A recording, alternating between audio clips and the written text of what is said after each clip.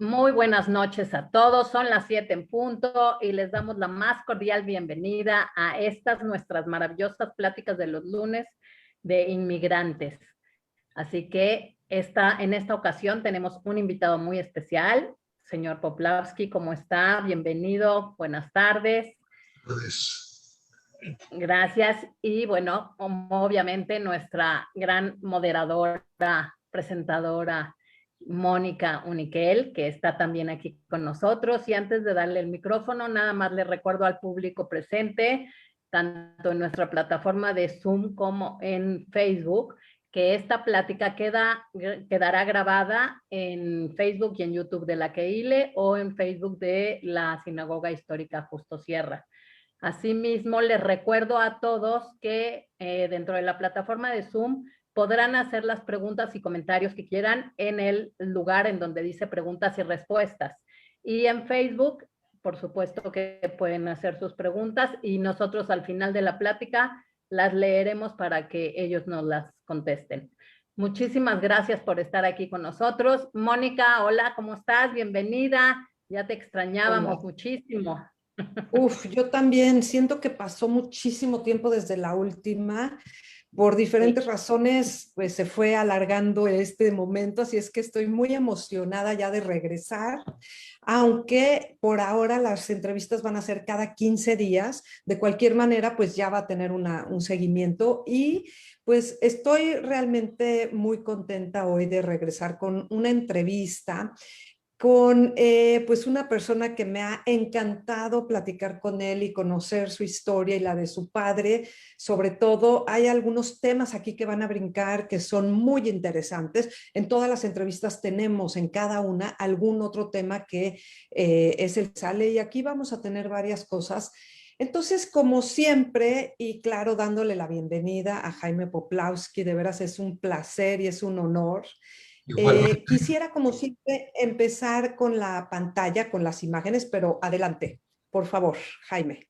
¿Qué nos quería decir? Nada, muchas gracias y te doy la bienvenida igualmente.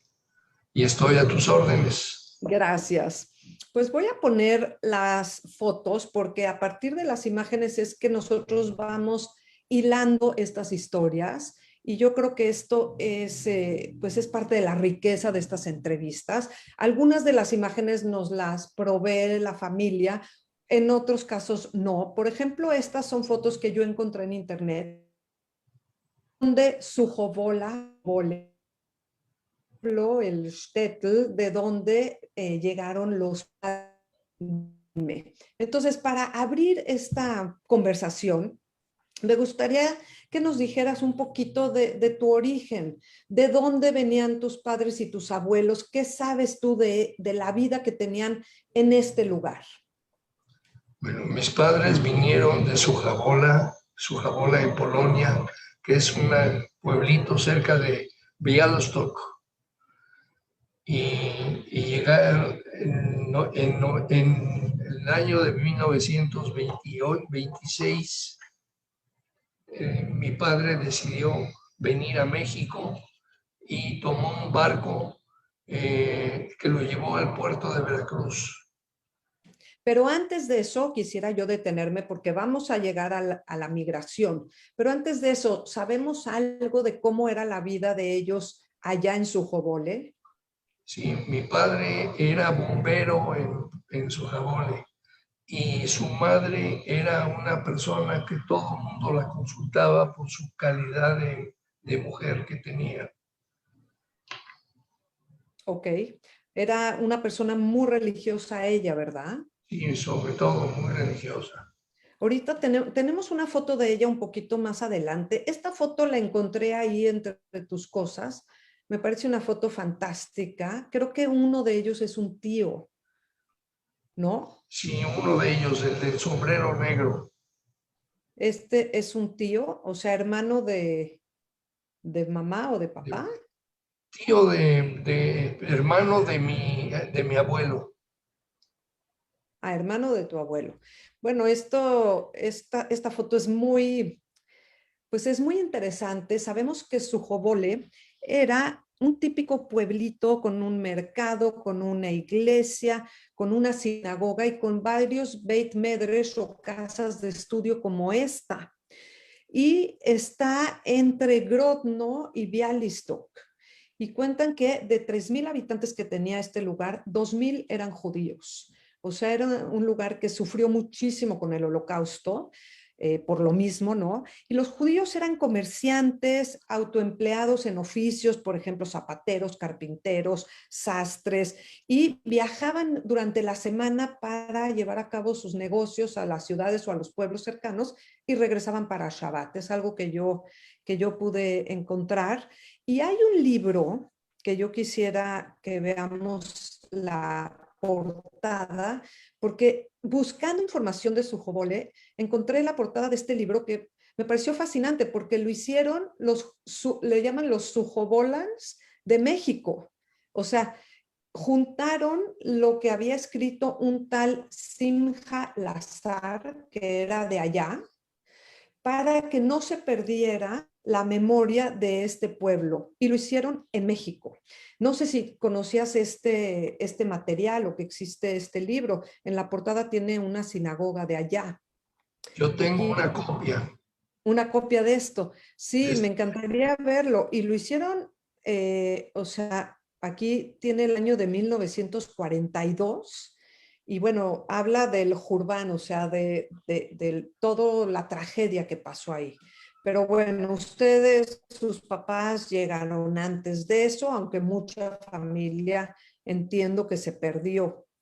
Esta es una foto que me facilitó Yossi Sibula, pero me dijiste que no los reconoces. Él dice que ellas dos son primas, no las reconoces, que están allá, no, que son desgraciadamente. hijas de un Poplawski, ¿no?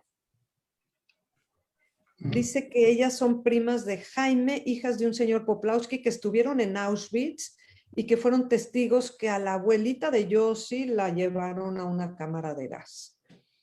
Ok, cuéntanos de esta abuelita, ¿sabes cómo se llamaba? Era la madre de mi padre. Ella se llamaba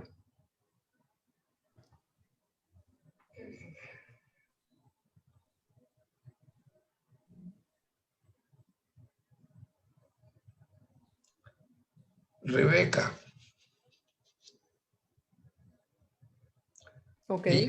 Ella era la que era una virtuosa mujer muy inteligente y que conocía todas las tradiciones y las leyes de judías. No sé si me congelé yo o él. No, yo estoy bien. Ah, perdón. Una mujer muy virtuosa. Ujú. Sí, y muy inteligente. Todo el pueblo la consultaba a ella porque sabía más que los mismos rabinos.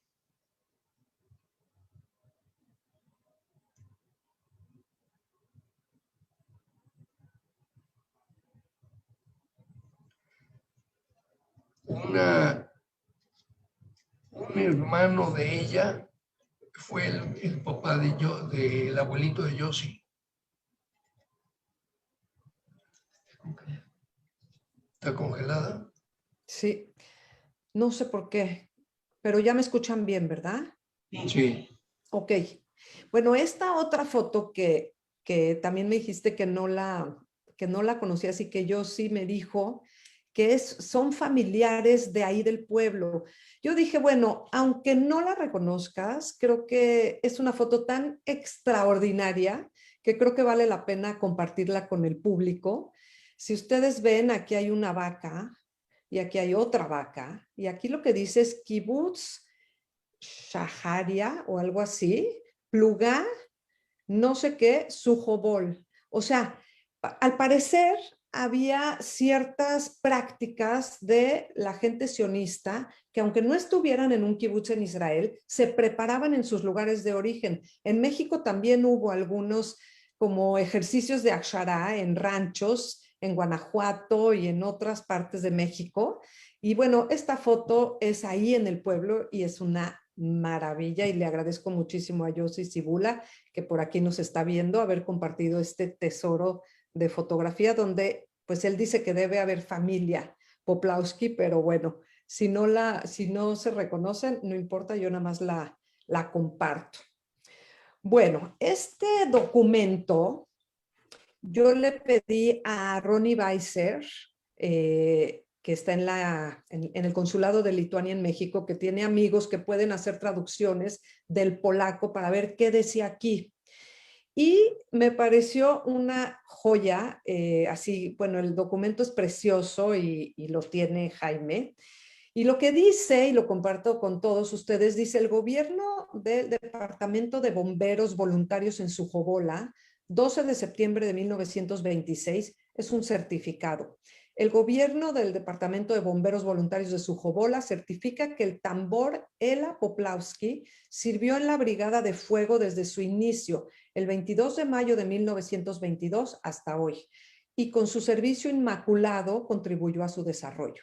Este certificado parece mostrarlo a todas las organizaciones si es necesario. O sea, es el año en el que él emigró de este lugar. Entonces, seguramente es una especie de carta de recomendación, ¿no? Sí. Es precioso, además de que es la primera vez que yo escucho de alguien que realmente era bombero. Como que todos de niños queremos ser bomberos, pero yo no conocía a nadie que sí fue. ¿Y hay historias que te haya platicado tu papá de cuando era bombero?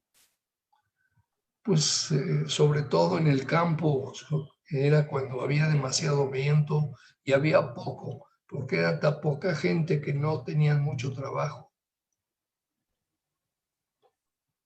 Entonces, pero por ejemplo, ahí en esos lugares las casas eran todas de madera, yo creo, ¿no? Y Techos de palma, de palma y de eso. pero entonces dices que no tenían mucho trabajo. Yo hubiera pensado que había muchos incendios. No, afortunadamente era poco el trabajo que tenían. Qué bueno. Y entonces, tal como nos dijiste, en 1926 decide emigrar. ¿Por qué? Porque sabía, ya lo habían llamado para que se fuera al ejército polaco y sabía lo que estaba sucediendo con los judíos en Polonia. Y O por sea, eso decidió venir para México lo antes ellos posible. estaban sufriendo de antisemitismo en Polonia. Sí. Era muy, muy fuerte el antisemitismo en Polonia. Ok.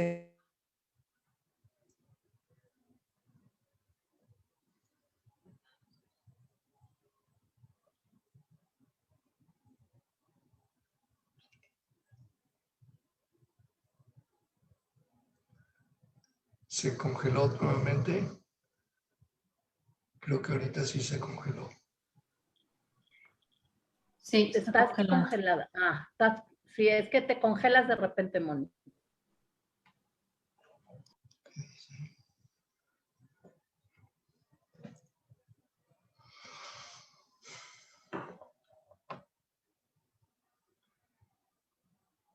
Es el sello de la migración mexicana donde llegó el barco. Ya se congeló. Mónica se desconectó tantito, seguramente ahorita va a volver a entrar. Sí, algo pasó. Un segundito les pedimos a todos, por favor, ahorita que vuelva a entrar Mónica.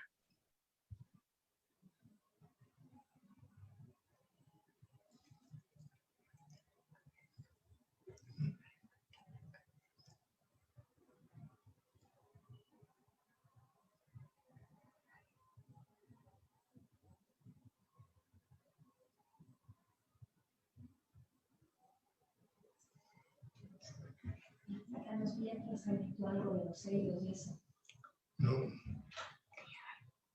Voy a leer mientras las preguntas que tenemos, señor Poplawski, a ver si nos las puede ir contestando, que estaría muy bien. Nos preguntan, bueno, nos dicen, Jaime vivía en una casa contigua a la mía en la Condesa, industria hoy Benjamín Gil. Sí. ¿Qué dice? Sushofuele era el lugar de nacimiento de mi abuelo paterno, por lo que me siento cercana a esta plática. La Bobe de Jaime era vecina y amiga de mi madre.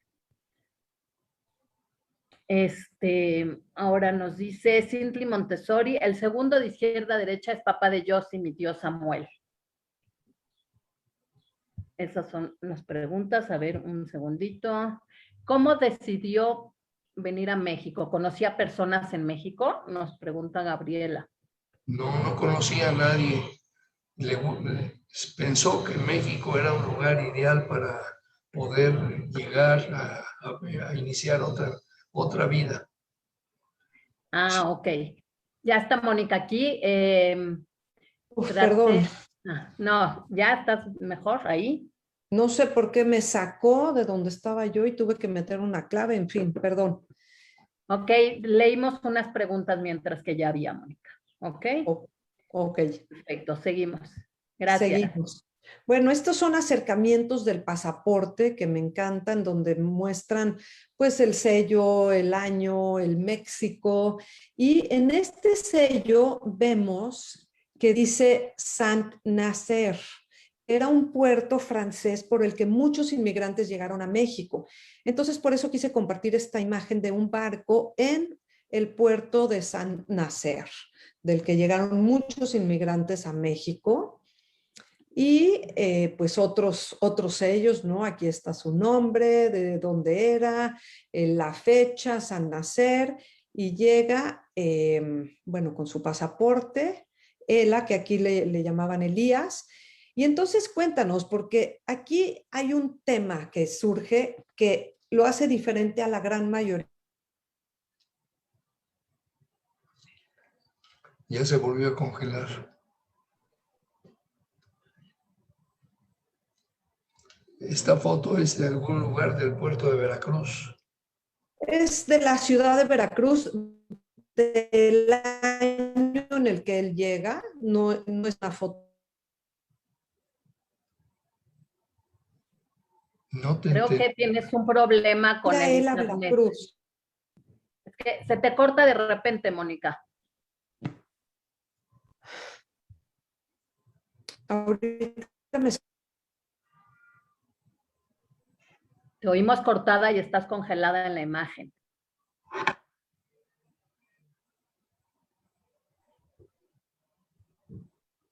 Sí, está mal tu internet.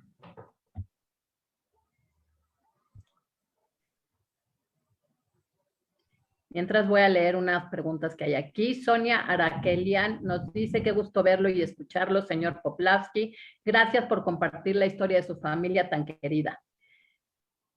Mon dice, vivían felices en Sojabole. Pues no lo creo que estuvieran tan felices porque sabían que en cualquier momento los iban a apresar o a mandarlo al ejército. Y era la forma, al principio sí vivían, era una familia muy unida y tenía sus trabajos cada uno. Y mi padre, pues, el trabajo de bombero, donde se desarrolló muy bien y estuvo muy contento. Ah, ok. Raquel dice, qué gusto escucharte. Saludos de Israel y Rogel Lerman. Manuel Levinson dice, mucho gusto, Jaime, un abrazo. Manolo, Ove.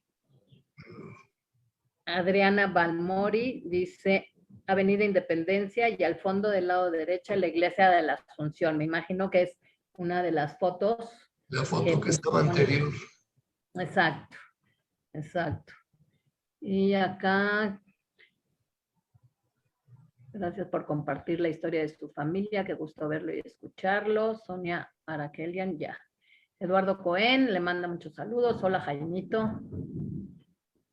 Amira Litmanovich nos dice, ¿cómo influenció en la familia el hecho de que la mamá de Elías fuera una mujer tan influyente? Era raro para esa época. No, porque ella, su principal ocupación era estar aprendiendo, estar aprendiendo. Primero crió a sus hijos, pero después ya se dedicó a conocer lo máximo de la religión judía y ayudar a la gente. Perfecto. Raquel Oberfeld nos dice, saludos desde California, todos los Oberfeld, más tu hija y yerno. Muchas Tania gracias. Cibula. Tania Cibula nos dice, hola Jaime, soy Tania Cibula, tu prima, te mando besos y abrazos. Sí, el papá de Tania fue uno de los sobrinos que llegaron junto con el papá de Yossi. Era el hermano mayor, Haikul. Ok. Silvia Poplavsky nos dice, ¿hay recuerdos de otras familias que hayan llegado a Córdoba, Veracruz? Sí. ¿Sabe quiénes son? La verdad no, pero en Orizaba, que era el pueblito más cercano, ahí incluso mis padres se casaron en la casa del señor Serviansky. Más adelante hay una foto del señor. Pero no se ve que yo... Ok, ahorita seguramente, nada más que entre Mónica vamos a ver algo más. Becky nos dice, saludos Jaimitos, qué padre reportaje. Margaret Boyle, saludos desde Maine. Jaime, de todos nosotros, estamos muy felices de escuchar tu presentación. ¿Puedes hablar cómo Malca llegó a México después de Elías y cómo se arregló su matrimonio? Sí. Gracias. Mi madre llegó 2 años después al puerto de Veracruz. Ahí en el puerto tuvo que casar. Eran novios en Sujabole. Y cuando llegaron a México, cuando llegó mi madre a México, tuvo que casarse en el barco para que la dejaran desembarcar. Ok, perfecto. Mónica ya está aquí. Esperemos que ahora sí. Ya leímos varias preguntas, así que...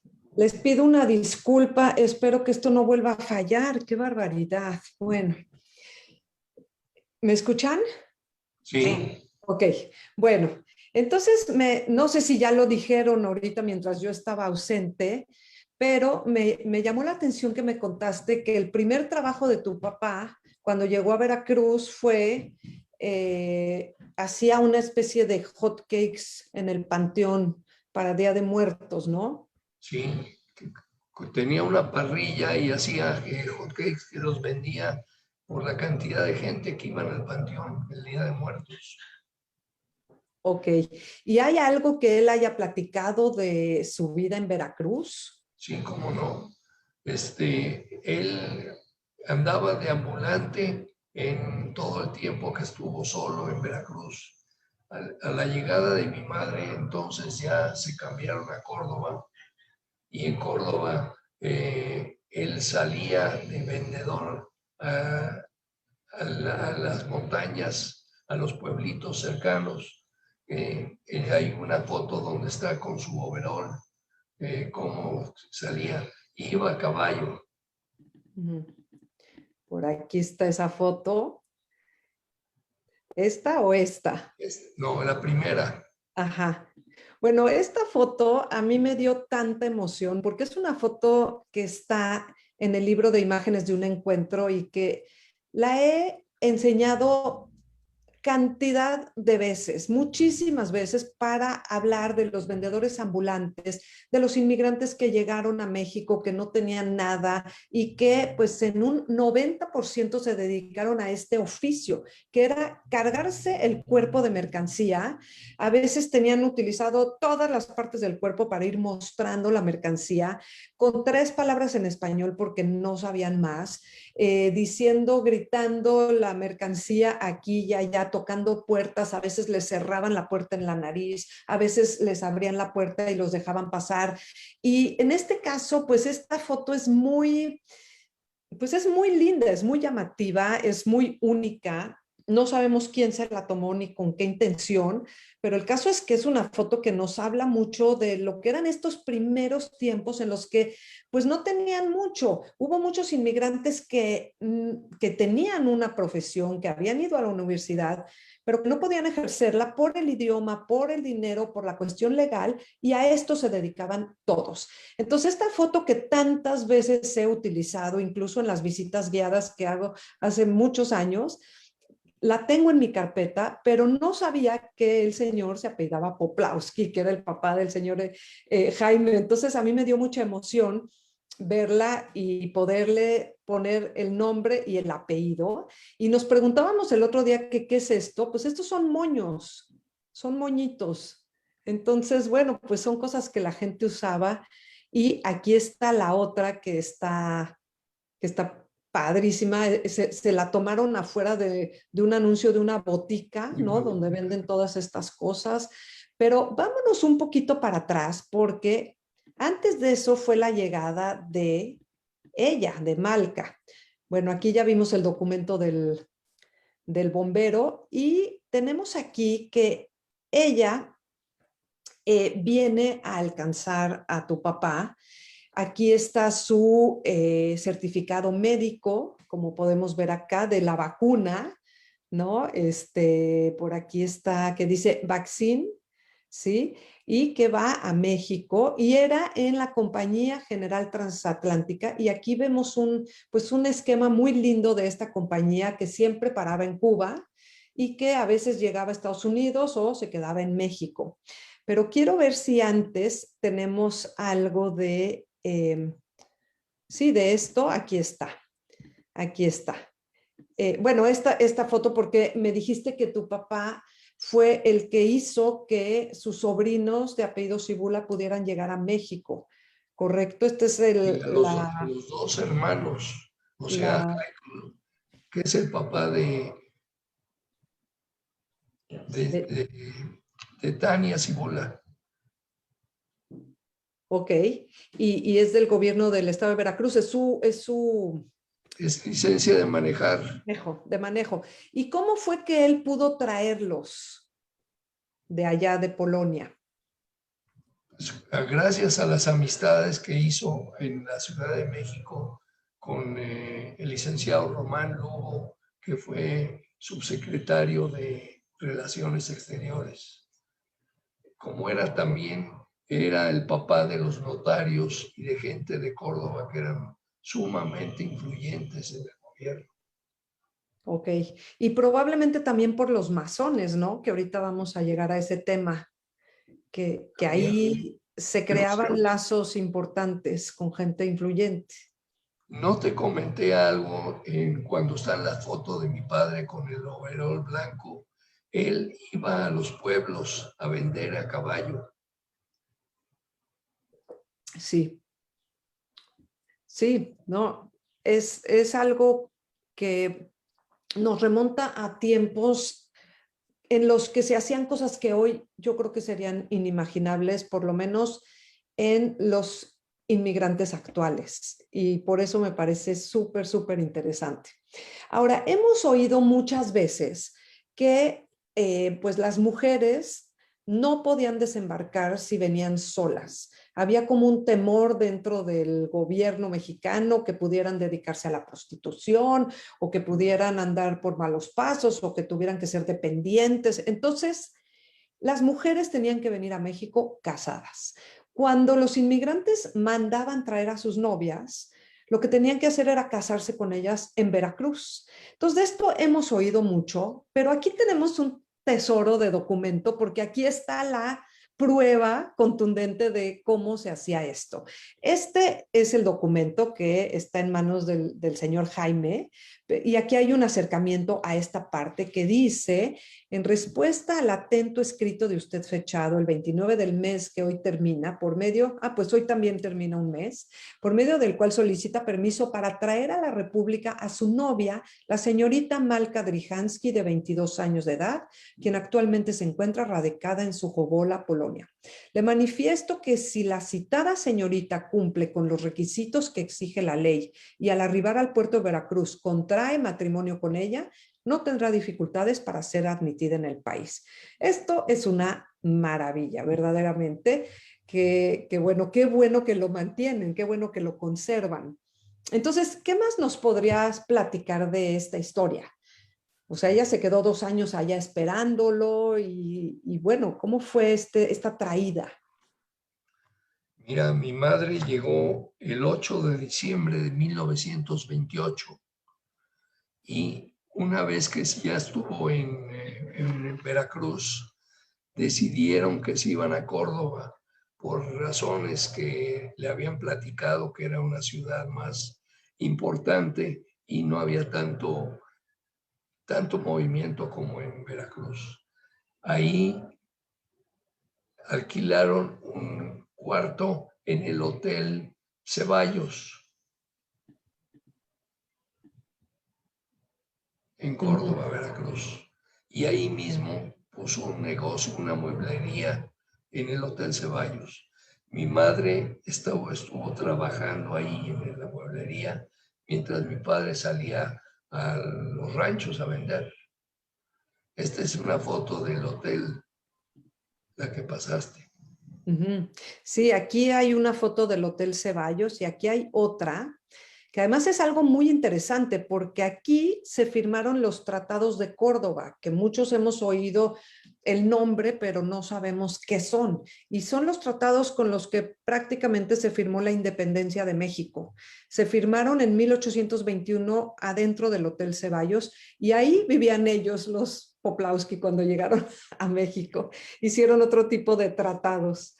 Además se ve que está precioso el hotel. Aquí hay una foto, aquí hay otra, aquí tenemos otra. Y quería nada más, antes de seguir adelante, ver este documento en el que, aquí está la fecha que nos dices, el 8 de diciembre del 28 que llegó a Veracruz, pero esta carta del registro de extranjeros tiene algo muy interesante que yo no había visto y dice, religión, libre pensador. Generalmente las de los paisanos dicen hebreo, judío, israelita, pero aquí dice libre pensador y me llamó muchísimo la atención. Ella viajó sola. Sí, Ok, sí, sola ella desde Polonia. ya. Esta es una carta que dice que los derechos fueron de 2 pesos para ponerle la vacuna en el Consulado de México y bueno, aquí también tenemos un certificado de que en los últimos 5 años no cometió ningún delito.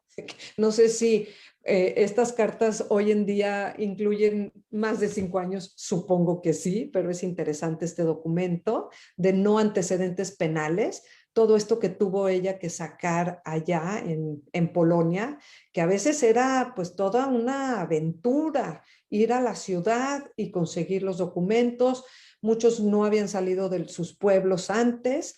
Y además de que el estado de Veracruz acepta que él traiga a su novia, aquí hay una carta de una asociación judía, la Bnei Brit, donde en inglés está diciendo que Elia Poplawski, que es un hombre de buena reputación y que tiene las posibilidades de, ¿cómo se llama? Cuando puede mantener a su novia, Malka Drihansky, para que él quiere traerla a este país.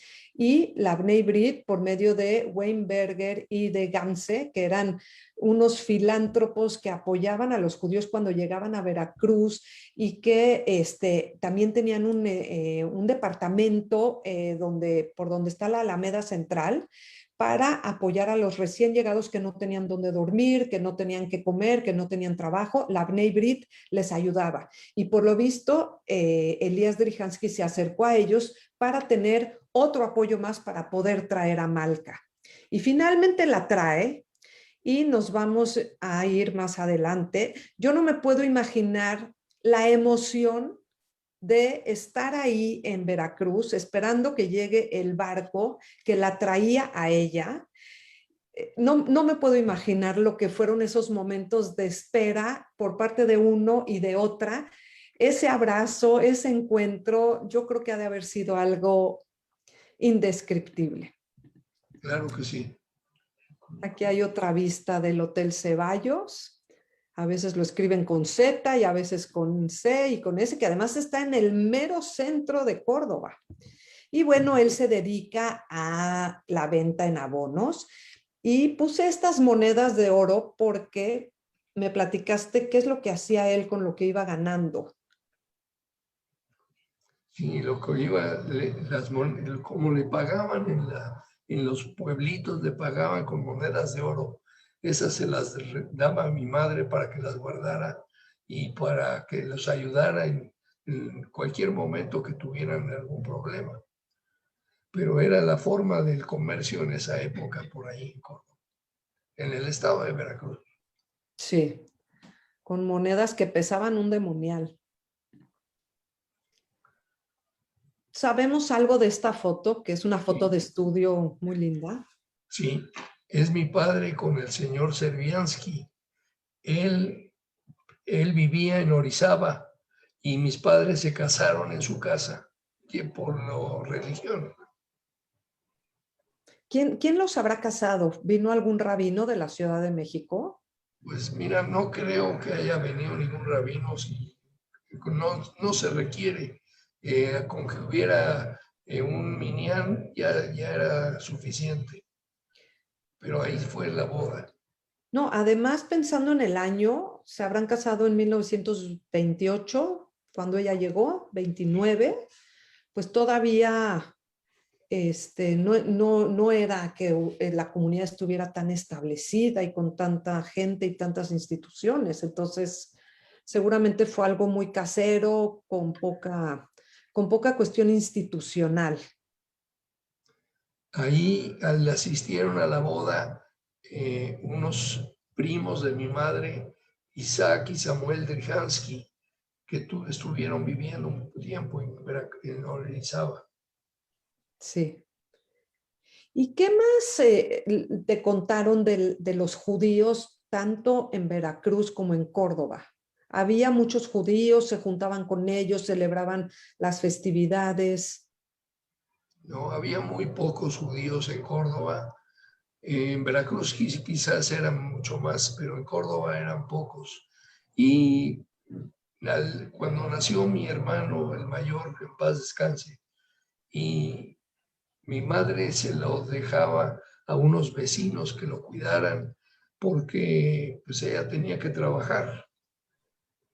Y en una ocasión le preguntaron a mi hermano Salomón, ¿qué hiciste ahora que estuviste con los señores García? Dice, fui a la iglesia. En ese momento agarró mi madre y le dijo a mi papá que nos venimos a la Ciudad de México. Sí, no, además, bueno, la idea de tenerlo que dejar las dificultades para no poder cuidar al niño todo el tiempo y tener que trabajar. Ahora, hay algo que no, ahorita nos vas a platicar de esa ida a México, pero hay algo que no me queda muy claro. O sea, si él está como vendedor ambulante, ¿cómo es que puso una mueblería? Porque eso ya es un negocio estable para el que hay que tener recursos. Pues fue los ahorros que estaba haciendo en el tiempo que estuvo de vendedor ambulante, tanto en Veracruz como en Córdoba. Lo que juntó, lo invirtió en esa mueblería. No fue inmediato, sino fue unos años después, porque cuando nació mi hermano, y lo cuidaban, ya tenía 5 años. Ya. Y entonces nada más un hermano nació en Veracruz. No, Salomón nació en México y un hermano nació, Rubén, en Córdoba. Ok. Ahora aquí está otro tema que es fantástico, que es muy importante y es que pues muchos judíos estuvieron y muchos siguen hasta el día de hoy siendo parte de alguna logia masónica. Es un tema en sí mismo para el que a mí me gustaría dedicar un lunes completo, invitando a Ariela Katz-Guggenheim, que es la experta en este tema, que lo ha estudiado mucho. Pero yo les quiero platicar una anécdota. Digo, a mí el tema de la masonería me ha interesado mucho porque estudiando la historia de los judíos en México sabemos que la primera organización judía en México se fundó en un templo masónico, en las calles de Donceles de la Ciudad de México en 1912. Y esta organización es la Sociedad de Beneficencia Alianza Montesinaí, o sea, la comunidad Montesinaí, que hoy sabemos que es la comunidad de los shamis, de los judíos de Damasco y de Líbano, pero en un principio fue la comunidad que agrupó a todos los judíos de México y que se fundó en un templo masónico. ¿Por qué? Porque, bueno, estamos hablando de templo, pero realmente no es un lugar religioso, es un sitio donde los masones se reúnen a tener sus reuniones que están llenas de simbología, que están llenas de rituales, son rituales y son símbolos que no se comparten, que son secretos, pero que no implican una religión. Sin embargo, para la Iglesia Católica fue como todo un pleito y un conflicto porque lo veían como, pues sí, de algún modo era una especie de religión de iglesia laica. Y ahí los judíos se acomodaron muy bien, porque estar dentro de la masonería les permitía conocer gente, crear lazos de amistad y de hermandad, porque es una fraternidad, conocer gente de las élites. En esta primera organización judía de México estaba Jacobo Granat, que fue su primer presidente, pero ahí en la logia se hizo amigo de Francisco I. Madero cuando estaba en campaña y luego fue presidente, y gracias a eso se lograron ciertos permisos para la comunidad. Entonces, cuando se inauguró en el puerto de Veracruz un monumento para conmemorar a la inmigración judía que llegó por Veracruz, se hicieron varios eventos y yo di una conferencia allá sobre cómo nació la comunidad judía y comenté esto de la masonería. Y al finalizar una señora dijo, pues aquí en Veracruz los judíos rezaban en un templo masónico. También, o sea, así como en México se fundó la Alianza Montesinaí ahí, también ahí hacían los rezos de Rosh Hashanah y Yom Kippur. Y me dijo, aquí también, aquí en Veracruz también. Y me dijo, ¿quieres conocer el lugar? Le dije, por supuesto que sí. Terminando la conferencia, nos fuimos varios de los que organizaron este evento. Yo fuimos a este templo que ven en la foto, que se llama Benito Juárez. Benito Juárez también era masón, y luego nos invitaron a la oficina del director, del presidente, y este señor nos dijo, quisieran ustedes ver, tenemos unos libros de miembros de los que llegaron a finales de los años 20. Claro que sí, y ahí nos tienen a todos como buitres encima de estos libros viendo, buscando nombres judíos. Y entonces son así como hojas con una foto pegada con resistol y dice, por ejemplo, aquí Jacques Halfon Fils de Constantinopla, Turquía, de 58 años, y aquí está el nombre de la logia, o sea, del grupo al que pertenecía. José Béjar, también de Constantinopla. Isaac Drijansky, que no sé si es familiar de ustedes. Fue primo de mi madre. Ok. Y Hermann hermano, junto con su hermano Samuel. Él era menor de edad, más chico. Que también vivieron en Veracruz, por lo que veo. Sí, en Orizaba. Y aquí también hay un señor Víctor Jaffe.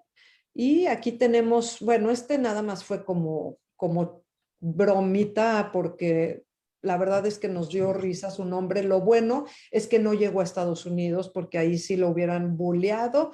El señor de origen chino que se llamaba Yu Fok. Y aquí tenemos a David Poplawski, natural de Polonia, de 24 años. Dice, miembro de la respetable logia Yanga número 15. Y aquí apareció esta, Elías Poplawski, que es nuestro personaje, ¿no? Entonces, cuando yo vi esto, luego se lo mandé a mi amiga Gina Poplawski, que es hija del señor Jaime, a mi amiga Silvia Poplawski, que es sobrina y demás, y bueno, pues sí, resulta que sí es papá de Jaime. Entonces, me gustaría que nos platiques un poquito, pues, ¿qué decía él de esto? Porque si bien es un grupo secreto del que no se revelan sus prácticas, pues seguramente tuvo alguna injerencia en la vida familiar de ustedes, o ya cuando ya se casó ya no iba a la logia. ¿Qué sabes tú de tu papá como masón? No, siguió viendo a la logia, porque incluso al estar estudiando, él impartía cursos a los nuevos miembros que llegaran. Por eso lo nombraron maestro masón. Él llegó a hacer grado, creo que el grado 33 es así como el máximo.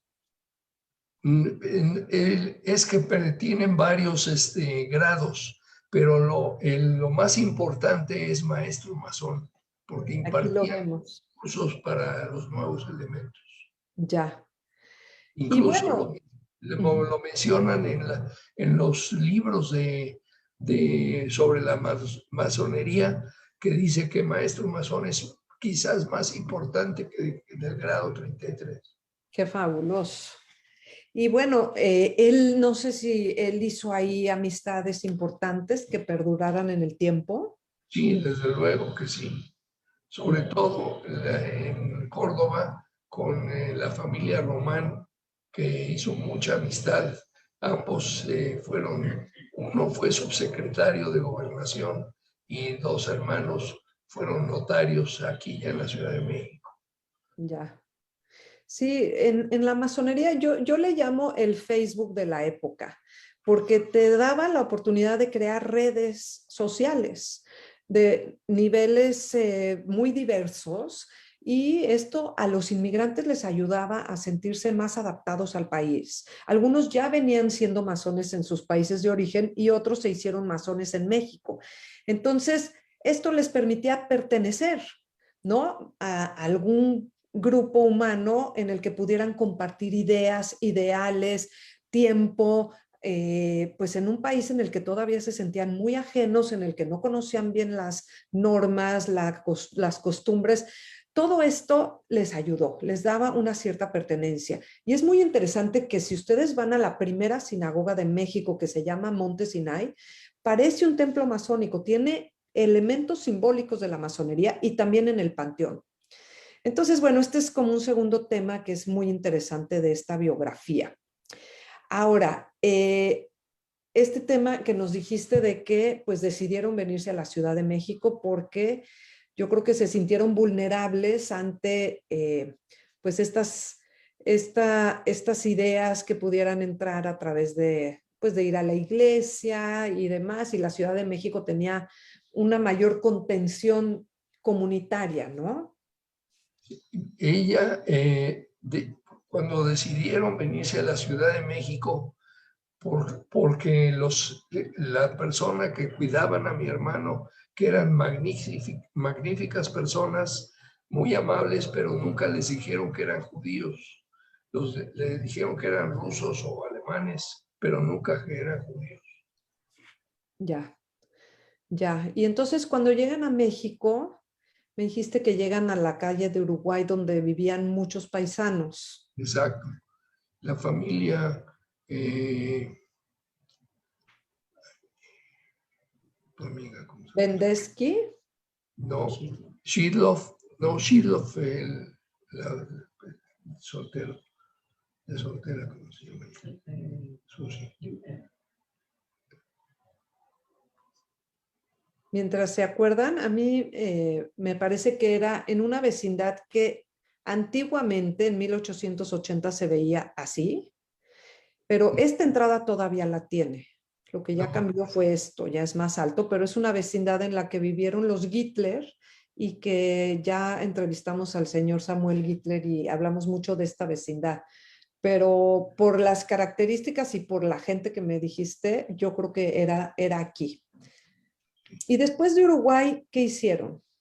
Ahí mismo vivieron muchos años hasta que se estableció mi padre en un comercio en Correo Mayor. Una de las familias que era en ese edificio, la familia Leipuner, que eran muy amigos de mis padres. Y era un edificio que aún existe en esa calle, entre Correo Mayor y Venustiano Carranza. Sí. Y me habías dicho que llegando a México, lo primero que hizo fue inscribirse a la UAI. ¿Nos puedes platicar de esto? Estuvo 20 años en la UAI. haciendo ejercicio y bañándose. Y ahí hizo muchas amistades que fueron muy importantes en su vida. No paisanos, sino mexicanos. Ok. Aunque creo que me dijiste que además de esas amistades no judías, por ahí fue que también empezó a conocer a los que fundaron el Deportivo Israelita. No sé si tuvo algo que ver con la UAI o no. No, bueno, posiblemente, pero no era tanto. Eran conocidos de él porque iban a la misma sinagoga o se reunían en la calle de Tabaqueros a tomar el café en el centro. Ujú. Ahí había un café en la calle de Tabaqueros. Y era el pasaje Yucatán, perdón, el pasaje Yucatán. Ahí estaba el señor Katz, el señor Dulcin y todos ellos de los fundadores del Deportivo. Ok, ok. Bueno, estas fotos no tienen nada que ver con él, pero son fotos de la UAI, que están en internet y que me fascinaron y son del edificio donde él iba. Sí, en Venustiano, en artículo 123, esquina con Valderas. Exacto. Ahí era. Tenemos esas fotos y bueno, este es el edificio de Correo Mayor 60, obviamente ya no está igual, pero ¿qué nos puedes platicar de este negocio? ¿Cómo se llamaba? ¿Qué vendían? ¿Quiénes eran los clientes? No sé, lo que sepas de este negocio. Mira, se llamaba El Paraíso y vendía telas de algodón, de seda, de articela. Y ahí él era uno de los más importantes que tenía ese negocio. Y ahí les vendía a muchos paisanos los retazos que después vendían en la Avenida Salvador, en la calle de Salvador. Ujú. Ok, El negocio fue bastante próspero y de ahí que cambió a el Paraíso Textil. Y más adelante ya se asoció, ahí estuvo asociado con su hermano David Poplawski, y más adelante hicieron una fábrica textil que ya se llamó Telas Pop Gold, que se asociaron con José Goldberg. ujú. Pero el negocio seguía en Correo Mayor 60, en la tienda. Ok. Más o menos hasta qué año estuvo ahí. 1975 Ujú. fue que yo estuve ayudándolo, porque yo estudiaba a las 7 de la mañana a 9 y luego en la tarde me iba otra vez a estudiar y en el día lo ayudaba en la tienda. Y Ok. ya después,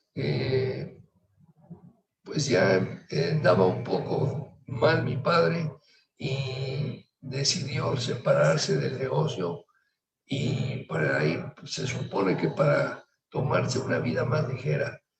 Y en lugar de hacer eso, compró otra fábrica con un señor de Guatemala, paisano también, que hacían telas para muebles. Ujú. Y ya después tuvo que retirarse por cuestión de salud, pero nunca dejó de trabajar. Ya. Bueno, esta es otra foto que me pasó José Cibula. Este es su papá tocando como una mandolina, que bueno, él piensa también que son familiares de ustedes. Es una foto muy bonita. A lo mejor no reconoces a nadie, pero dije, bueno, vale la pena compartirla. Mira, Samuel su hermano mayor fue Jaiko. Los dos los trajo mi papá de Polonia a México y Samuel, al principio los dos estaban en Córdoba, pero después Jaiko se vino a México y se estableció en un comercio y Samuel se quedó a vivir en Córdoba, Veracruz. Ya. Sí, esta foto no sé dónde es, ya es en México, pero no sé dónde están. Bueno, esta foto, esta imagen es la parte frontal de una tarjeta postal que llegó desde Polonia para Elías Poplawski a la dirección de Sonora número 140A. Que esta dirección es muy importante porque es ahí donde nuestro invitado nació en 1936, ¿correcto? Correcto. ¿Sabes si naciste con una partera o en un Perdón que te hospital? interrumpa. Era esquina con Ámsterdam. Sí. ¿Sabes si naciste en algún hospital o con una partera? No, en un hospital. ¿No sabes en cuál? Sí, en un hospital ya. Ok. No, eso sí, no recuerdo. Digo, Bueno, no, sí, quizás me lo mencionaron, pero no me recuerdo. Ha de haber sido el ABC, pero en esa época era el hospital Conrad. que estaba donde hoy está el Hotel Camino Real, Exacto. ¿no?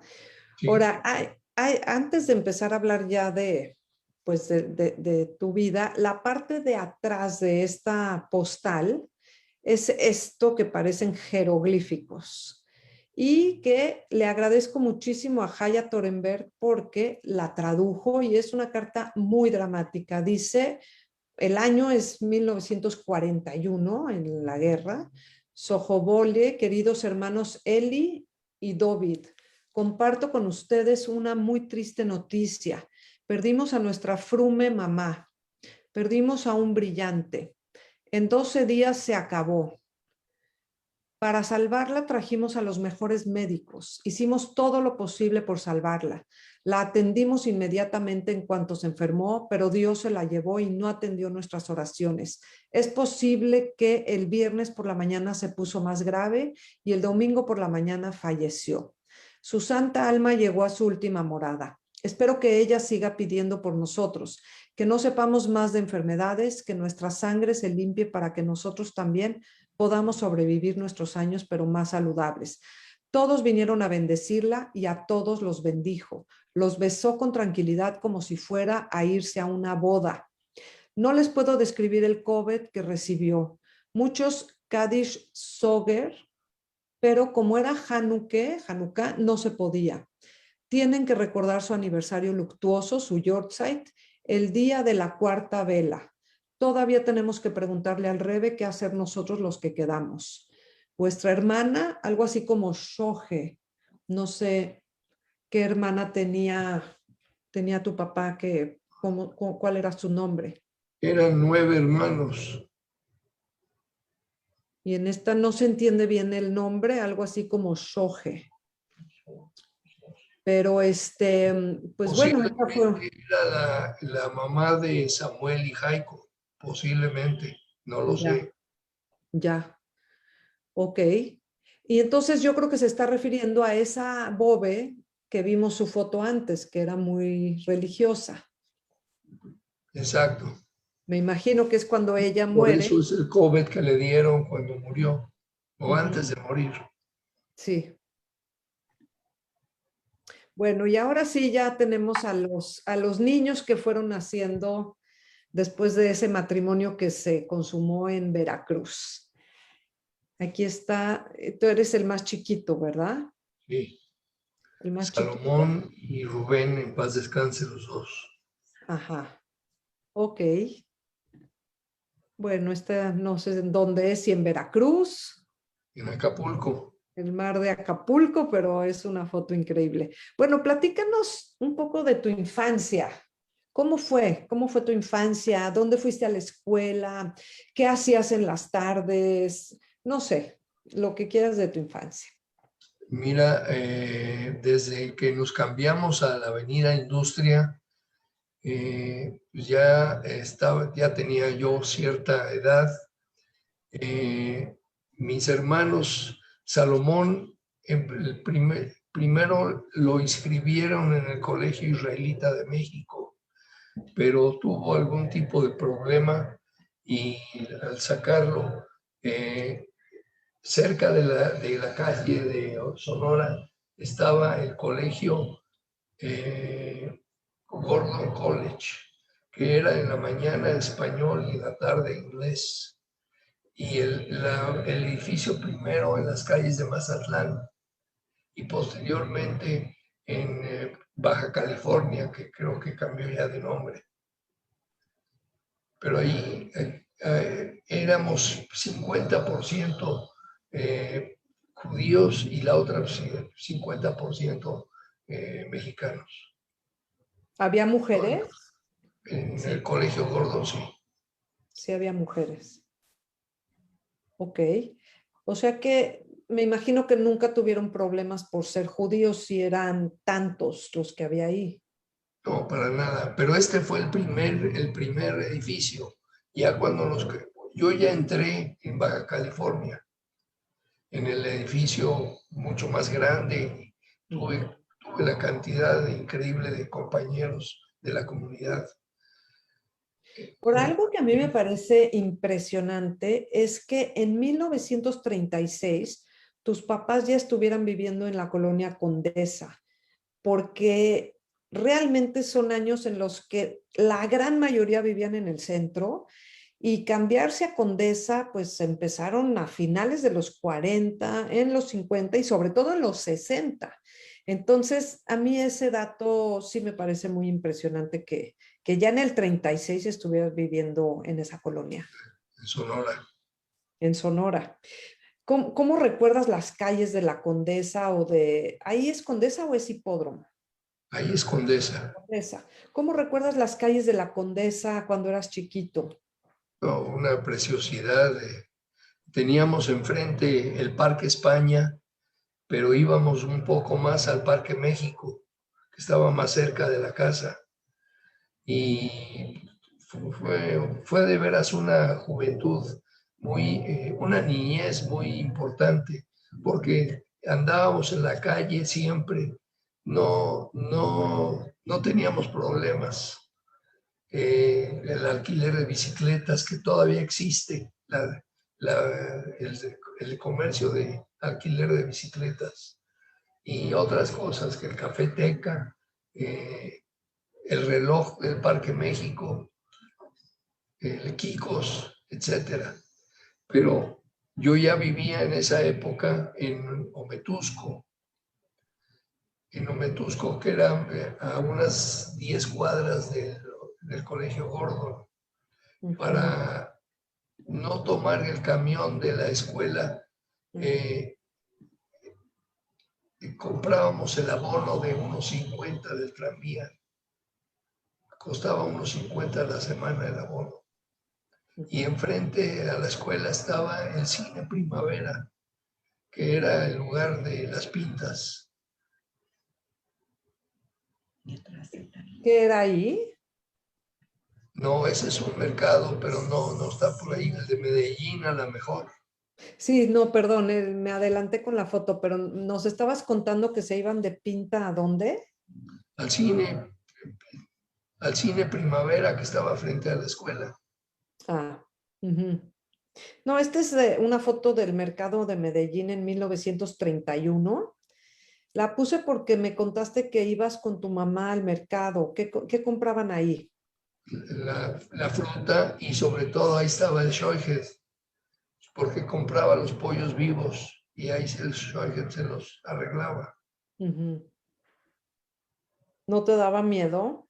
No, ya estábamos acostumbrados. En Sí. tu casa siempre tuvimos perro y gato.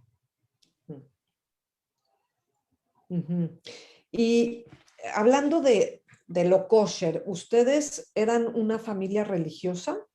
No, éramos conservadores, respetábamos las festividades, pero mi mamá siempre, toda la comida era kosher. O sea, no compraba carne que no fuera de Shoihed o de la carnicería kosher, que había 2 tiendas muy cercanas, una en Ámsterdam y Laredo, que estaba ahí la familia Bayón, que todavía y estaba en Culiacán, si no recuerdo bien la calle, Burakov, que comprábamos ahí el pan con Sí. el señor Burakov. Delicioso. Y todavía se antoja. Sí, 100%. Bueno, y hablando de su educación, o sea, primero fue el Gordon y luego, ¿qué La pasó? bancaria. Esta es una cena de todos mis compañeros de la bancaria. Aquí lo tenemos a él. Sí.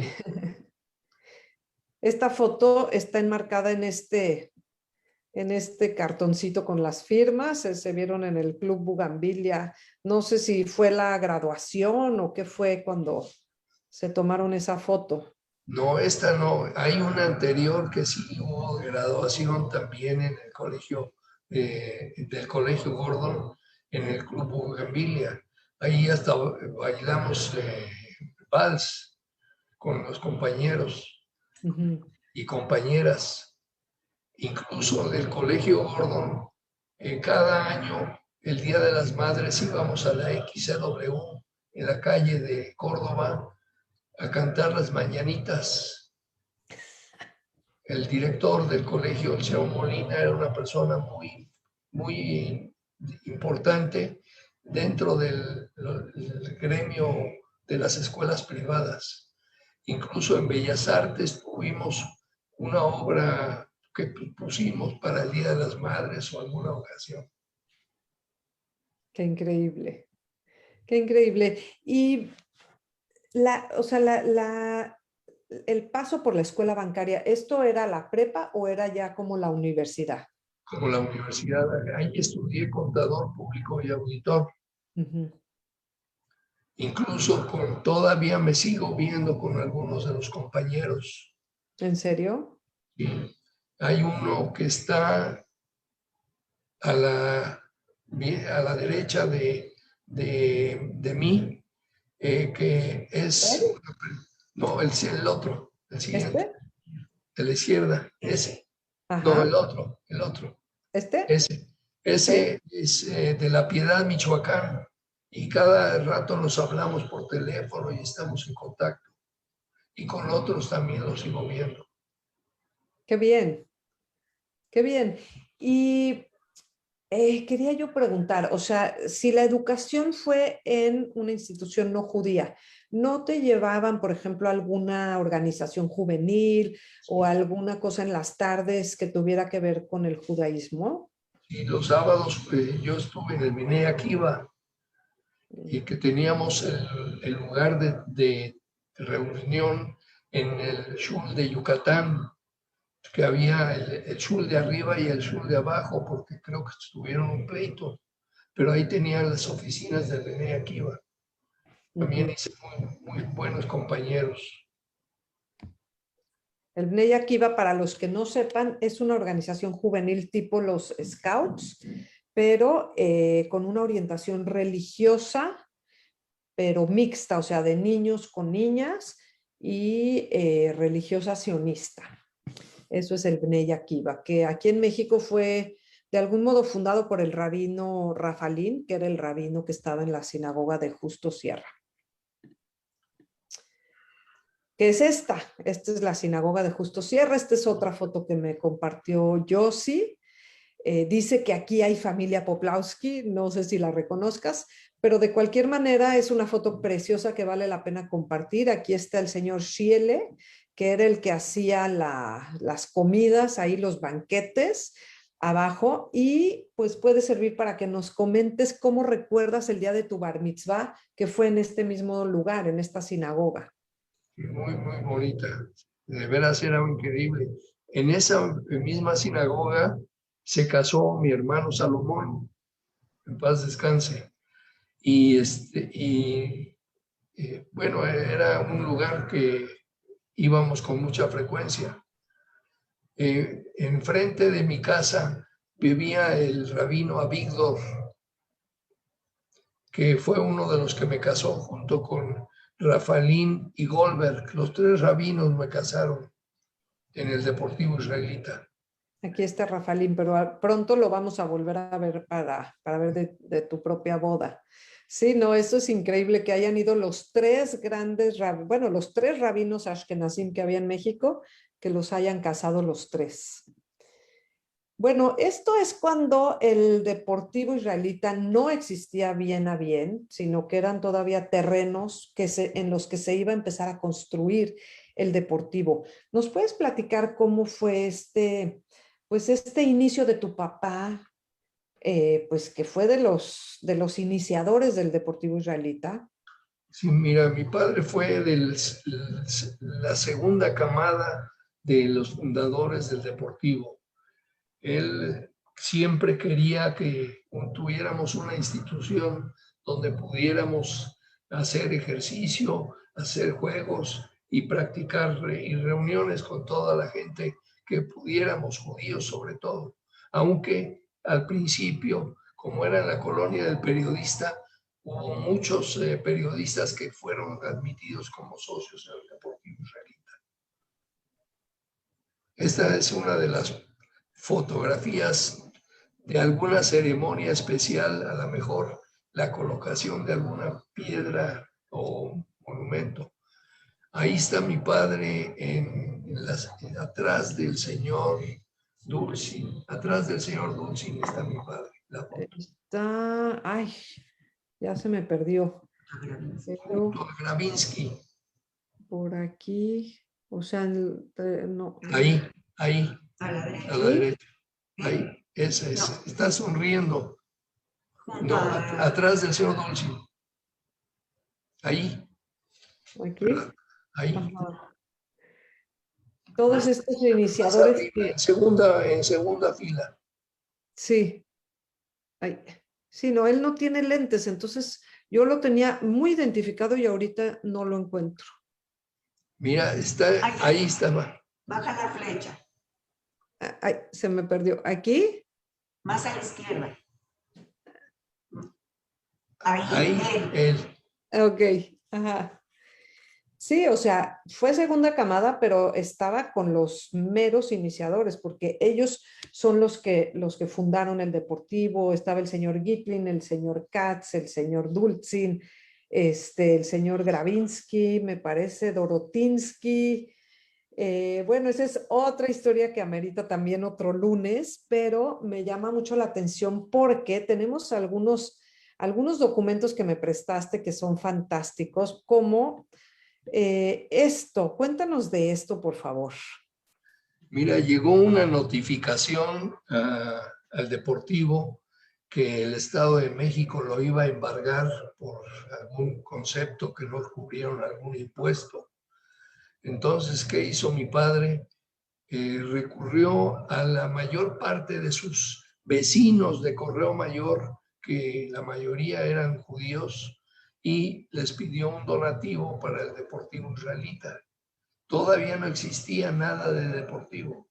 Y sin embargo, ahí están los nombres de las gentes que con 10 pesos se apuntaron, o 20 pesos, para juntar, para poder pagar el embargo que querían hacer del terreno del Deportivo Israelita. Esto es increíble. Aquí tenemos la fecha, 20 de mayo de 1949. Para los que no estén familiarizados, y quiero decirles que hoy el Deportivo también se unió a esta transmisión debido a que el señor Poplawski es realmente de los fundadores, de los primeros, y si no de los segunditos. Entonces, esta entrevista es de interés para la gente que le interesa la historia del Deportivo. Es muy interesante porque, bueno, primero los judíos cuando llegan a México se empiezan a juntar para hacer deporte, para tener reuniones, para tener actividades culturales en un palacio francés que estaba en la calle de Tacuba número 15. Ahí nace el Maccabi, ahí nace la Young Men Hebrew Association, que es la White de los judíos, y muchas otras organizaciones. Pero ahí empiezan. Y esos mismos son los que después, con una enorme visión, buscan un terreno para tener un deportivo propio con todos los servicios, no nada más deportivos. Y en 1900 50 es cuando se empieza la construcción y un poquito después es cuando se inaugura. Entonces, esto es todavía en el 49, cuando todavía no está el edificio. Podemos ver aquí algunas fotos muy interesantes, como esta, cuando pues ya se estrenó la super alberca. Esto que fue el primer edificio que se fundó, que se construyó, que es el de los baños. Y bueno, hoy este edificio del Deportivo es ejemplo mundial pues de un centro comunitario que es único en el mundo. Y bueno, ahí estaban en sus inicios. Y algo también que me contaste, bueno, aquí están las mesas directivas, el comité constructor, el comité de fomento deportivo y si no me equivoco, aquí está tu papá, ¿no es él? Sí, exacto. Aquí está él y bueno, pues todos los directivos que hicieron este sueño realidad para toda la gente y que hoy sigue siendo algo increíble el Deportivo Israelita. Y me acuerdo que, bueno, Perdón, gracias a mi padre se lleva el nombre de la casa de todos, porque él no se fijaba de comunidades, nada, todos éramos judíos y punto. sí, o sea, hay algo detrás de eso. Hoy lo conocemos como la casa de todos, porque realmente, o sea, para los que no estén familiarizados con estos temas, para nuestro público que no es de la comunidad, bueno, la comunidad judía no es una comunidad uniforme. Hay judíos que llegaron de Alepo, Siria, de Damasco, Siria, de Grecia y de Turquía, de Polonia, de Rusia, de Hungría, de Alemania, y son diferentes comunidades. Pero el Deportivo es una institución que agrupa a todos los judíos de México. Es como un gran paraguas donde todos caben y hoy lo conocemos como la casa de todos. Pero a mí me encantó saber que fue tu papá el que realmente le puso ese nombre y que no fue así nomás de bonito, fue porque en un principio no era la casa de todos. Había como toda una carga mucho más hacia lo europeo, ¿no? Y con un poquito de discriminación quizás hacia otros elementos que no vinieran de Europa. Y esto creo que fue fundamental para que se abriera, se convirtiera en el lugar incluyente que es hoy, pero que en un principio no lo era. ¿Ok? Bueno, hay una historia en las credenciales del Deportivo. Aquí tenemos una de 1955. Aquí tenemos otra de 1957.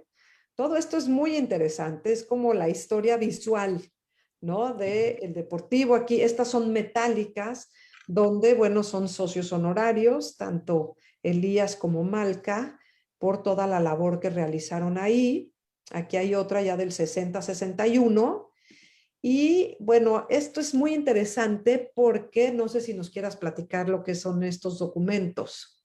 Bueno, mira, el de la derecha es la tarifa que había para ingresar al Deportivo. En la solicitud al reverso decía la tarifa que pagarían, que eran de 35 pesos cada persona. Si hubiera el matrimonio eran 70 pesos, que aquí en la tarjeta donde se llevaba la contabilidad desde cuándo fue socio mi padre, que fue el socio 147 del 8 de junio del 57. Uh-huh. Aquí está el número de socio. Increíble. Además, tu padre está como socio y como accionista. O sea, sí, al principio se repartieron, éramos accionistas, porque yo también contribuí con una pequeña cantidad, pero sí, éramos accionistas. Lógico, eso desapareció y ya el Deportivo nada más no era propiedad de nadie, sino es un deportivo de toda la comunidad. Sí.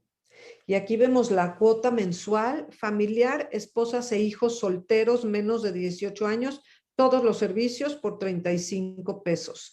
Caballeros accionistas con todos los servicios, 25 pesos. Damas accionistas, 20 pesos. Hijos mayores de accionistas de 13 a 21 años, 15 pesos. Hijos menores de accionistas hasta los 13 años, todos los servicios pagaban 10 pesos. Y bueno, eso de todos los servicios son muchos servicios, es una maravilla. Aquí tenemos también la solicitud. Ajá. Solicitud de ingreso. ingreso al Deportivo. Ajá. Aquí está. Firmada por el señor Samuel Dulcin y Fernando Katz. Que son nombres fundamentales de gente muy, muy, muy comprometida con la comunidad, activistas fundamentales que de veras sus nombres quedan con letras de oro. Ellos firmaron su ingreso al Deportivo, entonces esto pues fue también interesante verlo. Aquí vemos que Jaime tenía 14 años y Rubén 16. Y bueno, nada más para que vean un poco el papá de Jaime, cuántos puestos tuvo en algún momento, ¿no? Del 53 al 54 fue vocal del comité constructor, estuvo en el de admisión, en el consejo directivo, en el comité de admisión, en el consejo directivo, etcétera. O sea que fue verdaderamente un activista importante dentro de esta institución. Bueno, esta foto me la compartió Silvia, ojalá que nos esté viendo. Es la foto de sus papás, de Salomón y Fanny. Aquí vemos también a Elías. Fue en el Código Civil de Fanny y Salomón, en paz descanse. Salomón. Bueno, esto es como dato curioso cómo se veía antes una visa para ingresar a Estados Unidos. Era una hoja que se doblaba, es diferente a como es hoy. Y bueno, cuéntanos también de esta actividad que tenía tu padre. Él le encantaba poder ayudar a Israel y ingresó a la Aguda Lemate Hayal de Israel y estuvo trabajando con el señor Shapiro, en paz descanse los dos. Y cuando fueron la primera vez a Israel, fueron recibidos por uno de los generales de esta institución en Israel. Mi padre ya no podía, ya no veía bien, ya no manejaba. El señor Shapiro venía una vez al mes a recogerlo para las juntas de esta institución. Ya. Ok. Bueno, aquí una foto de ustedes dos. Exacto. Y aquí ya nos vamos acercando a lo que es pues el matrimonio de ustedes. Sí, es mi padre y mi suegro en paz descanse, y mi madre y mi suegra en paz descanse. Ok, ¿cómo se llamaban ellos? Samuel y Ofelia Shapiro. De acuerdo. ¿Y cómo conociste a Rita, a tu esposa? Fue muy interesante. En una tarde de un sábado, de un domingo, yo tuve un accidente porque iba conmigo una muchacha que dice que yo la estaba enseñando a manejar. Y resultó que el accidente fue una cosa menor, pero mientras tanto pasó Rita con sus amigos y él conocía a las personas que iban conmigo. Y ella le preguntó si se podía ofrecer alguna cosa y nada más.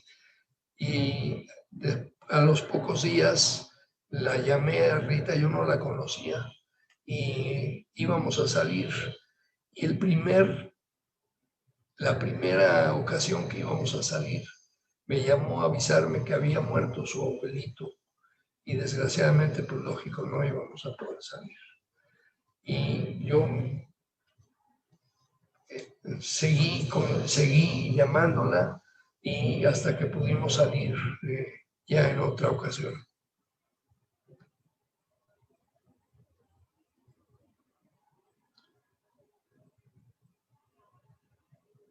¿Se congeló? No. A ver, no sé qué pasó. Nos pusieron a ti y a mí. pero estamos, ¿no? Ah, pero no, mi pantalla se salió. A ver, aquí está. Sí, están ustedes, pero la pantalla no, exacto. ¿Ya? ¿Ya se ve? Ya se ve, ya se ve. Ok, y entonces, perdón, me quedé en que ella iba pasando con unos amigos. Sí, Rita se bajó del coche y vio a las personas que venían conmigo, que ella las conocía para ver si se ofrecía algo. Y yo no la conocía. Y después averigüé su nombre y su teléfono y ya la invité a salir por primera vez. Y lo que sucedió, que el compromiso que teníamos, me llamó para cancelarlo porque había muerto su abuelo ese día. Y posteriormente pues la seguí llamándola y de ahí empezamos a salir hasta que nos casamos en 1958, 59, hasta la fecha. La foto de la boda. ¿La boda dónde fue? En el CDI, Centro Deportivo Israelita, con la presencia de 3 rabinos, a Víctor, el Rafaelín, que era el principal, y el rabino Goldberg, que era familiar de mi esposa, de mi madre.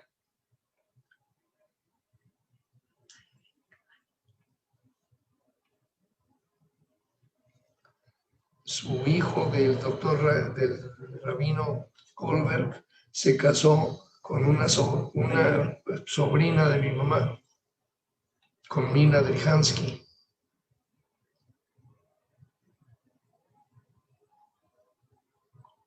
Y el rabino Avigdor vivía enfrente a la casa. Ya se congeló otra vez. Sí, parece que se congeló Mónica otra vez.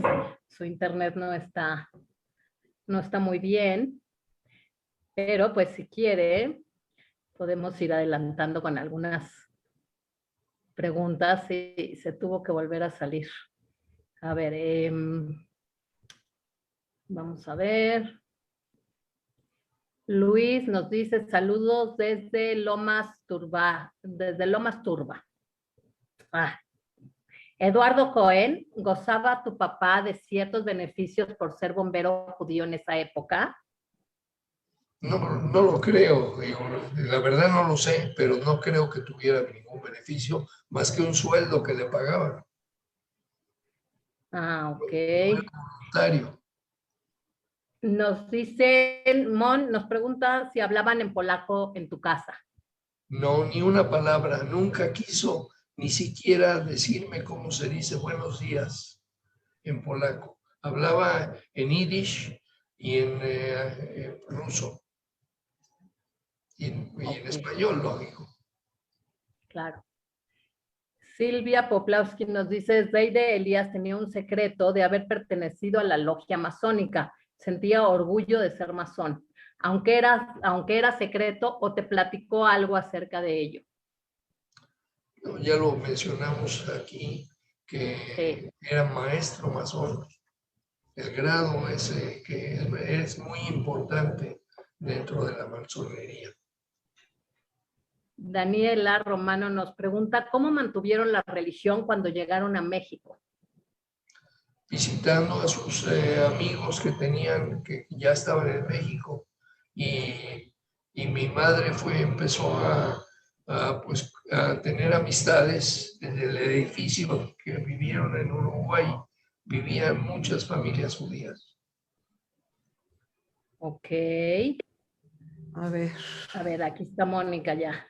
Ahorita continuamos con las preguntas. Ya te vemos y te oímos, Mónica. Ok, ¿sí me oyen bien? Sí, sí, sí. Les pido otra disculpa. No sé qué onda, pero ya estoy aquí y ya nos falta poco. Ya estamos. Sí. Gracias. Aquí Gracias. estamos. Bueno, esta foto me fascina. A lo mejor ya que Rita está ahí, pero no la quiero comprometer, a lo mejor nos quiere compartir lo que fue esto de ser en las Olimpiadas de México 68. porque además todavía guarda su uniforme. Yo lo vi. Sí, fue una maravilla esa experiencia. Me tocó conocer a toda la delegación, yo la pasé súper, estuvo muy bonita, muy bien organizada. Se oye un poco mal, a lo mejor te tienes que acercar al micrófono.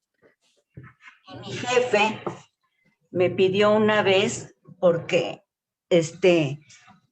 iba a venir el príncipe en aquel entonces de España, y me pidió que si yo podía ser su edecán, porque iba a ser su edecán, que era de la embajada española, la tuvieron que operar de emergencia de una apendicitis. Entonces, pues yo encantadísima, me fui edecán por 4 días de aquel entonces príncipe, que después fue rey de España. Y en las Olimpiadas fue una maravilla conocer a tanta gente, estar siempre presente y enseñándoles todo con orgullo.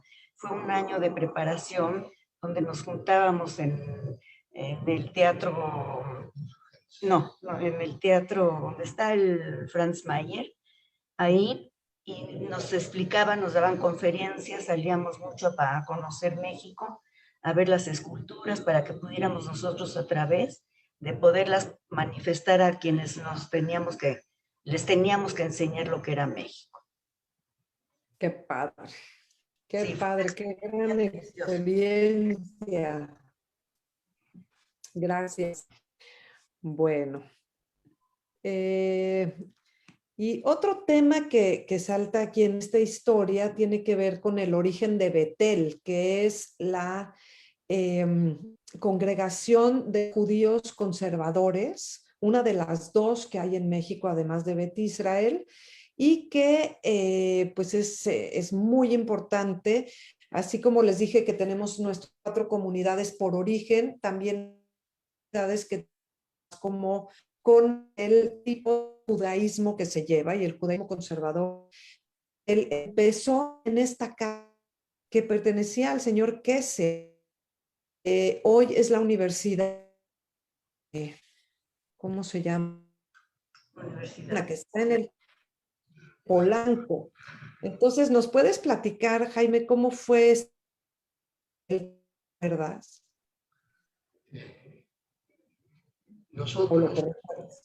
Nosotros íbamos las fiestas mayores al Cadima. No, al Yucatán. Ahora necesito tú te acerques al micrófono un poquito centrado porque nada más vemos la mitad de la cara. Ok, yo me acerco al micrófono. A los rezos con mis padres. Pero cuando me casé con Rita,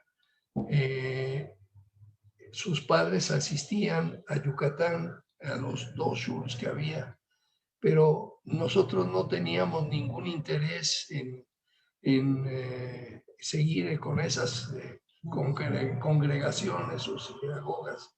Yo nunca estudié en un colegio judío, aunque Rita sí lo hizo, pero de inmediato nos inscribimos a Betel y gracias a Dios logramos que mi hija, una de ellas, fuera la primera que hizo Bar Mitzvah en Betel y una que tiene el nombre en Betel. Además, yo fui presidente de Betel en esa época y Rita también fue colaboradora de Betel por muchos años, como presidenta de las damas, etc. Ok. Cómo más gente y más gente de otras comunidades se iban grande esta nueva comunidad, porque bueno, empezar en una comunidad nueva no es fácil y hoy es muy fuerte. Mira, nosotros nos dio una educación, nos ayudó tanto el poder estar en Betel, ahí en las instalaciones de la casa del señor Kessel, donde asistíamos al Kabbalat Shabbat y a las fiestas mayores. Y organizamos muchas actividades para poder reunir fondos para construir el nuevo Betel en Polanco. Posteriormente, pues ya entraron otras gentes con ideas diferentes y aunque seguimos asistiendo a los rezos, uno de los primeros matrimonios que Leibel Hinich casó en el Deportivo fue el nuestro, como Hassan. Y fue posteriormente el Hassan de Inicial de Betel. Que él era Justo Sierra también. No, el Leibel vino exprofeso de Argentina y entró, se casó con la sobrina del rabino Rafaelín y entró a Betel de inmediato. Yo no sé si estaba antes en Acapulco. O sea, no era el Hassan oficial, pero sí cantó en Justo Sierra al principio. Qué interesante. Muy bien, pues tengo entendido que nada más para terminar, estuviste trabajando en Roberts.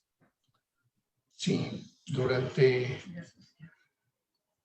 35 años estuve en Roberts, estuve asociado en él y posteriormente por razones personales ya no continué ahí. Ok. Bueno, ya para cerrar, el matrimonio de Jaime y Rita tuvieron 3 hijas, Gina, Mónica y Ruti, perdón, y Ruti, a quienes saludo mucho, y han tenido ya, creo que más bisnietos de los que hay en esta foto, y pues una lindísima familia. Me gustaría saber si tienen más preguntas, comentarios, si ustedes quieren agregar algo a este recorrido, y si quieren, pues no sé, compartir alguna foto, alguna historia, algún candidato para una entrevista de estas, ahí está mi correo y el Facebook de la Sinagoga Histórica Justo Sierra, al que me gustaría mucho que nos acompañen para ver todas las actividades que tenemos, las noches de museos, y espero que próximamente ya con las puertas abiertas para recibirlos, pero mientras todavía seguimos en la virtualidad. Entonces, yo quisiera agradecerte la ayuda que diste para esta conferencia, agradecerles a las personas que nos están viendo para que se enteraran de lo que fue mi padre, gracias a Dios. Y que estamos muy agradecidos, Rita y yo, por esta entrevista y sobre todo con tu amistad. No, pues la agradecida también soy yo, porque de veras es muy rico conocer todas estas historias y ver las fotos, y yo agradezco muchísimo la oportunidad. Gracias a los dos. A mí me gustaría leer algunas preguntas y comentarios que tenemos por acá. Nos dice Becky, hace 40 años fue el entierro de Seiden Elías. Qué lindo homenaje. Fíjate que nos dicen, Mónica, yo fui a Decán, soy Marlene Ehrenberg. Ah, Marlene. Ahí luego nos cuentas tu experiencia también. Ok, Eddie Poplavsky nos dice, saludos tío Jaime, gracias por compartir todas estas maravillosas fotos e historias. Tu sobrino. Espérame porque te me metiste aquí. Dame un segundito. Mira, voy a leer lo que tenemos en Facebook. Nos dice Sara Drucker, esas eran aksharot que hacían los jóvenes sionistas en Europa para prepararse para el trabajo agrícola en Palestina. Esto se refiere a la foto donde están con las vacas. Gracias, Arita. Ariel Ochman, les mando un abrazo fuerte a Jaime. Gina Poplavsky, gracias tío por contarnos. Ruth y Pierre, saludos. Ruth y Mauricio, Peri Raquel. Jane Strimling, los Sikovich ellos venían de Veracruz. Eva Podolsky, la familia Volkovsky también llegaron a Córdoba y los Gordon también. Lizzy Pérez, Moni, eres increíble, qué padre oír al señor Jaime. Sonia Werner, también los Cibula eran sobrinos. Saludos, felicitaciones, Rubén Steiner. Saludos, saludos. Rebeca Sot, gracias al tío Elías. Llegaron a México mi padre Jaico y mi tío Samuel Cibula. Felicitaciones, más felicitaciones. Gracias, gracias, agradecimientos. Dame un segundo para seguir leyendo. Rebeca Sot, el nombre de mi abuela era Shoshe y escribió esa carta. Ah, ¿esto quién lo dice? Rebeca Sod. Gracias. Más felicitaciones. Sonia Werner, no es nuestra vive Sonia, no sé. Nuestra Bobe Sonia, aclaró. Sara Drucker, felicitaciones. Bueno, muchas felicitaciones. Es la boda de Samuel y Pola Cibula, mis papás, dice Sonia Werner. Que hay muchas felicitaciones. Un segundo. Rosita Eisenman nos dice, se llama la Universidad Mexicana y está en Emilio Castelar, en Polanco. Más felicitaciones. Mónica Poplovsky, saludos, tío Jaime, Rita, muchas gracias. Déjame ver si aquí en el chat. Anita, Linda Janón, bueno, ok, te escucho. Linda Janono nos dice, ¿sabes si tuvieron relación con los judíos de Jalapa? No. No. ¿No? Pero Okay. vi lo que hizo el rabino Lehrer en un pueblito de Veracruz, que convirtió a una comunidad de judaísmo y que existe aún. Quiero agregar una palabra que gracias a las amistades que hizo mi padre en la UAI, el presidente Pascual Ortiz Rubio, el 15 de junio de 1932, les otorgó la nacionalidad mexicana a mi padre y a mi madre. Ok. Nos dice, qué orgullo ser parte de esta gran familia que han formado, nos dice Daniela Romano. Simón Cohen, el abuelo de mi esposa Elías, fue quien le abrió las puertas a mi papá Eduardo Cohen, muchos años antes de que nos casáramos Gina y yo. ¿Quién lo diría? En el Deportivo. Ah, en el Deportivo, ok. Sí, Jack dice, les faltó decir que es el mejor abuelito. Raquel Sonana, gracias a usted y a su familia, se ha quedado para la posteridad de las siguientes generaciones. El Deportivo Betel, muchas gracias por su valiosa aportación para la comunidad judía. Bueno, muchas felicitaciones, muchos saludos. Y bueno, si quieres, Mónica, te mandamos todos los comentarios en Facebook. Bueno, también hay muchas felicitaciones. Te los mandamos para que el señor Poplavsky también los pueda leer y en Facebook van a poder seguir viendo los comentarios que se van incrementando, porque les recuerdo a todos que la plática queda grabada y podrán volver a escucharla si quieren, o alguien que no la haya oído podrá hacerlo. Pues perfecto. Sí, o sea, se queda grabada en YouTube, tanto en La Queile como en Sinagoga Histórica Justo Sierra, para que la puedan ver cuando quieran. Y bueno, pues yo quiero invitarlos para que de hoy en 2 semanas vamos a tener un encuentro muy especial. No va a ser una entrevista convencional como las que hemos estado haciendo todo este tiempo. Paloma Zulkin le llama una entrevista poética. Ella va a hablar de la vida de sus padres con las imágenes que tiene, unas cosas que no es normal el material que ella ha podido recabar, ¿no? De la historia tanto del lado de su mamá como de su papá. Y bueno, va bastante armado por ella, entonces no se la vayan a perder. Me parece que es el 14 de junio. YouTube están todas las entrevistas pasadas poner al pasado. Te estás cortando, Mónica, no se te oyó lo último. Que pueden ver en YouTube todas las entrevistas que ya hemos hecho, que ya son más de 25. ¿Ok? Perfecto. Y pues quiero agradecerle muchísimo al señor Jaime Poplawski, de verdad, por su generosidad al compartir todas estas historias, a Vania de la Sinagoga Histórica, que está llevando a cabo la transmisión en Facebook, a Rina Rajlewski y la gente del Deportivo, a Anita y a Raquel de la Keile, y a todos ustedes por estar con nosotros, y pues espero que tengan una excelente semana. Muchísimas gracias a ti, Mónica. Muchísimas gracias, señor Jaime. La verdad que es una historia increíble la que nos acaba de contar. Y bueno, Mónica, con tus fotografías que pones, pues nos ilustran muchísimo más de lo que fueron esas épocas. Muchísimas gracias a todos los que se conectaron en nuestra transmisión de Zoom y por Facebook.